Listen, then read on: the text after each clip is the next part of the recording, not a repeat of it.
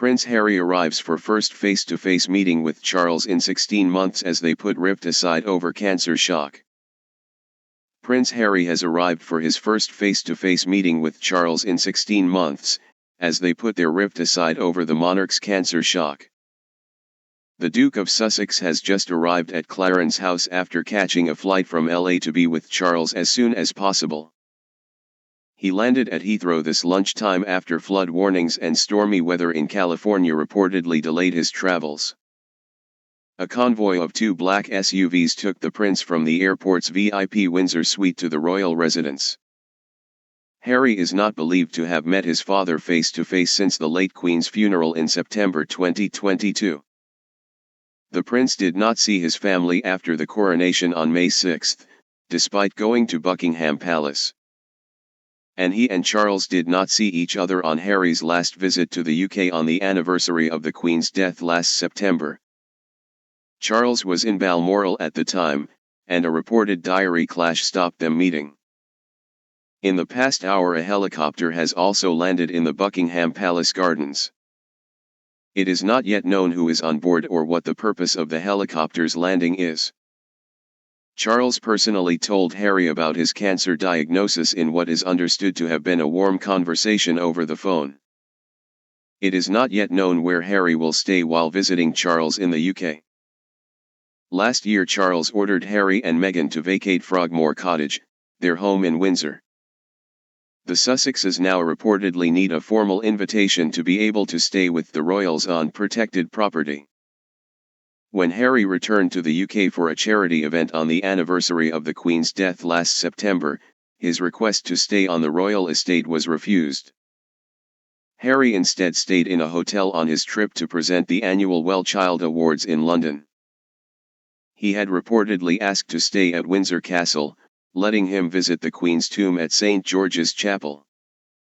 Royal sources told The Telegraph that Harry could be put up on the Crown estate when possible, but the palace must be given enough warning before a visit.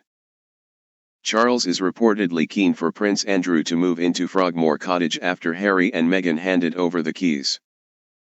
Andrew, who no longer has official duties, shares the sprawling 30-room royal lodge in Windsor with just his ex-wife Sarah Ferguson. King Charles is said to be keen for Andrew, who was given royal lodge on a long-term lease by the Queen Mother, to leave the £30 million home as part of plans to scale down the monarchy.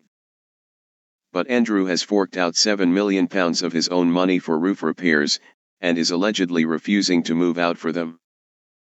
The Duke reportedly suspects that if he moves to Frogmore while Royal Lodge undergoes repairs, he may never return. Andrew's daughter Princess Eugenie currently lives in Frogmore Cottage with her husband and children. King's health battle. Charles informed Harry of his diagnosis by phone, in what is understood to have been a warm conversation, before Buckingham Palace issued its announcement at 6 p.m. on Monday. It remains unclear when the King, 75, will be able to resume full-time public appearances. The monarch yesterday began a schedule of regular treatments and postponed front-line duties on doctors' advice. His Majesty carried out a staggering 516 engagements last year, including 94 trips abroad. However, King Charles will continue with his weekly audiences with the Prime Minister, but they may have to be scaled back on the advice of doctors. In the meantime, other royals, including the Queen, will continue with a full program of public duties. They are also likely to undertake additional duties on behalf of the King whilst he is out of action. Yesterday's announcement came just 8 days after His Majesty was released from hospital following a corrective procedure for an enlarged prostate. But a separate issue of concern was noted during his stay, and tests went on to find cancer. A Buckingham Palace spokesman stated, "Subsequent diagnostic tests have identified a form of cancer." His Majesty has today commenced a schedule of regular treatments, during which time he has been advised by doctors to postpone public-facing duties. Throughout this period, His Majesty will continue to undertake state business and official paperwork as usual. The king is grateful to his medical team for their swift intervention, which was made possible thanks to his recent hospital procedure. He remains wholly positive about his treatment and looks forward to returning to full public duty as soon as possible. His Majesty has chosen to share his diagnosis to prevent speculation and in the hope it may assist public understanding for all those around the world who are affected by cancer.